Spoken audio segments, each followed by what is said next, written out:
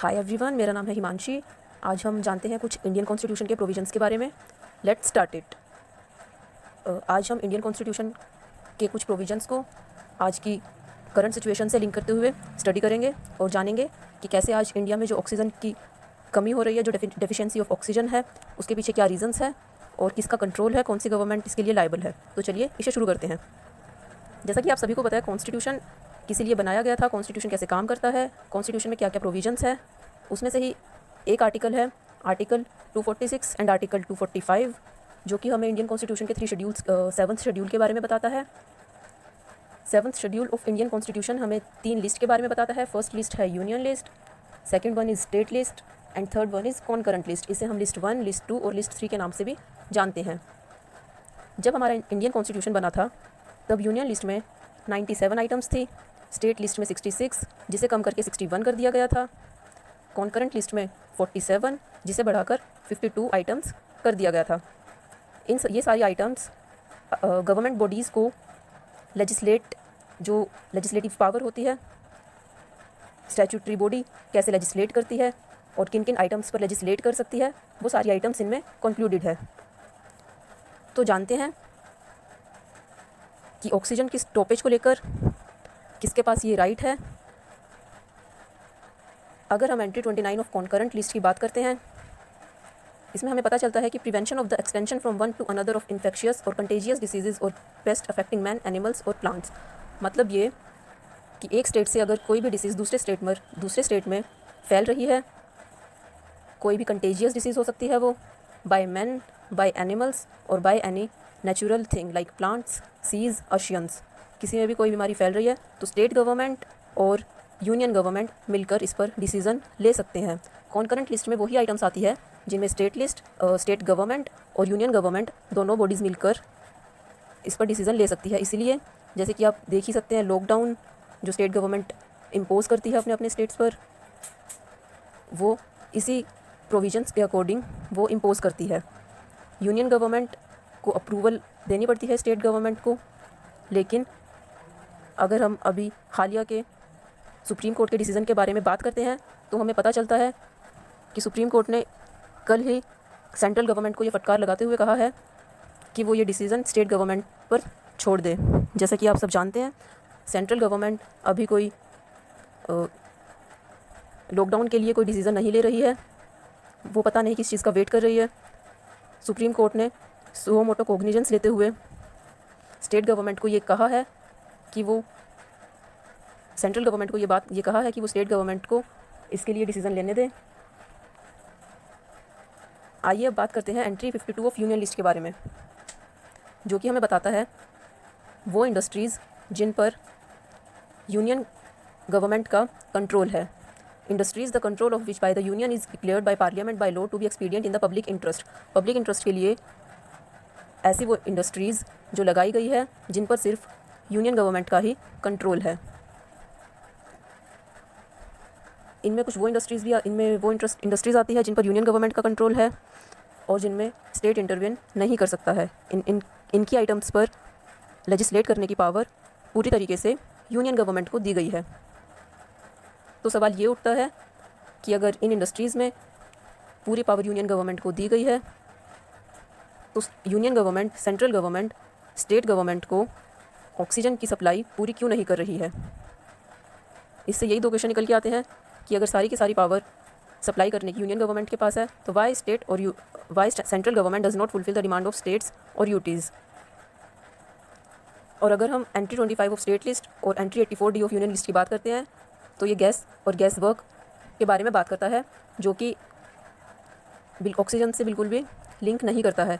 ये उन natural gases के बारे में बात करता है जिनका यूज़ LPG, CNG वगैरह में किया जाता है। नेचुरल गैसेस वो गैसेस होती है जो ग्राउंड्स और सीज़ के अंदर से निकाल कर बनाई जाती है, जिनका यूज़ हम डेली कुकिंग वगैरह में करते हैं। इसलिए ये प्रोविज़न ऑक्सीजन से बिल्कुल भी लिंक नहीं करता है। तो अब बात आती है कि यूनियन गवर्नमेंट और स्टेट गवर्नमेंट किसके हाथ में ये पावर दी गई है ऑक्सीजन सप्लाई की, और ऐसा क्यों है कि एक स्टेट दूसरे स्टेट को ऑक्सीजन की सप्लाई माफ़ी चाहूँगी, यूनियन गवर्नमेंट स्टेट गवर्नमेंट को ऑक्सीजन की सप्लाई नहीं कर पा रही है और एक स्टेट को या फिर यूटी को दूसरे स्टेट या फिर यूटी पर क्यों डिपेंड रहना पड़ता है, आइए जानते हैं। जैसा कि आप सबको पता ही होगा, बहुत ऐसे काफ़ी स्टेट हैं, जैसे कि फॉर एग्ज़ाम्पल हरियाणा, जो इलेक्ट्रिसिटी दिल्ली यूटी से लेता है। दिल्ली यूटी हरियाणा स्टेट को इलेक्ट्रिसिटी की सप्लाई करता है। इसी प्रकार से दिल्ली जो यूटी है, ये भी ऑक्सीजन की सप्लाई के लिए हरियाणा और यूपी पर डिपेंडेंट है। तो ऐसी क्या वजह है जो कि ये दूसरे स्टेट पर डिपेंडेंट है? इसकी सबसे बड़ी वजह ये है कि ऑक्सीजन के जो मैन्युफैक्चरिंग प्लांट है वो दिल्ली में नहीं है, इसीलिए इसे दूसरे स्टेट से ऑक्सीजन लेनी पड़ती है। तो ऐसे बहुत सारे रीज़न्स हो सकते हैं जिसकी वजह से दूसरे स्टेट्स एक दूसरे स्टेट पर एसेंशियल आइटम्स के लिए और अदर्स आइटम्स के लिए डिपेंडेंट होते हैं। लेकिन ऐसी सिचुएशन में जहां इस क्राइसिस के टाइम पर ऐसी क्या वजह है जो स्टेट को ऑक्सीजन की सप्लाई पूरी नहीं हो पा रही है?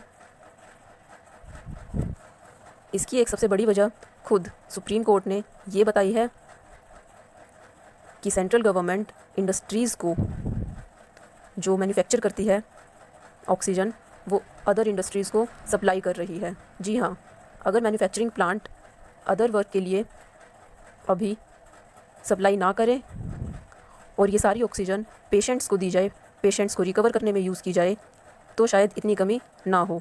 इसीलिए कल ही सुप्रीम कोर्ट की एक बेंच बिठाई गई थी जिसमें honourable CJI Sharad Arvind Bobde and chief justice S Ravindra Bhat और जस्टिस नागेश्वर राव, इन तीन की बेंच ने ये डिसीज़न लिया था कि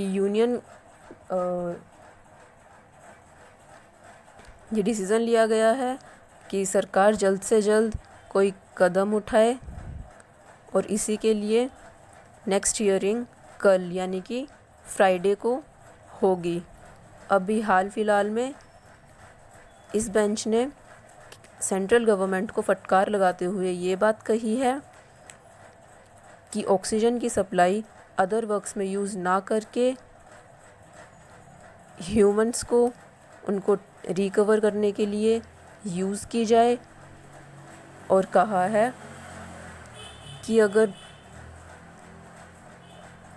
कोई एक इंडस्ट्री, कोई एक कंपनी अपने ऑक्सीजन कोटा को लाइक टाटा कंपनी डाइवर्ट कर सकती है तो अदर्स कंपनी क्यों नहीं कर सकती है। सेंट्रल गवर्नमेंट की ये ड्यूटी बनती है कि ऐसे क्राइसिस के टाइम पर वो ऑक्सीजन की पूरी सप्लाई करे, लेकिन उसके ना करने के पीछे क्या रीज़न्स हैं, वो इतनी इररिस्पॉन्सिबल कैसे बन रही है और उसका ध्यान कहाँ है। इन सभी सवालों पर सुप्रीम कोर्ट ने सेंट्रल गवर्नमेंट से रीज़न्स मांगे हैं, जो कि कल की हियरिंग में पता चल जाएगा। जैसे सुप्रीम कोर्ट ने सुओ मोटो कोग्निजेंस लिया है, इसी तरीके से हाई कोर्ट ने भी सेंट्रल गवर्नमेंट को, दिल्ली हाई कोर्ट ने सेंट्रल गवर्नमेंट को यही बात कही है कि अगर ऑक्सीजन की सप्लाई स्टेट गवर्नमेंट को पूरी नहीं जा रही है तो उसके पीछे क्या रीज़न्स है। यूनियन गवर्नमेंट की साइड से सॉलिसिटर जनरल तुषार मेहता ने ये दलीलें देते हुए कहा है कि हम ये कोशिश कर रहे हैं कि सप्लाई पूरी जाए, लेकिन इसके पीछे क्या रीज़न्स हैं वो उन्होंने अपने क्लियर नहीं किए हैं। इसलिए दिल्ली हाई कोर्ट ने भी सेंट्रल गवर्नमेंट को फटकार लगाते हुए कहा है कि आप जल्द से जल्द कोई कदम उठाएं और पूरी सप्लाई करें।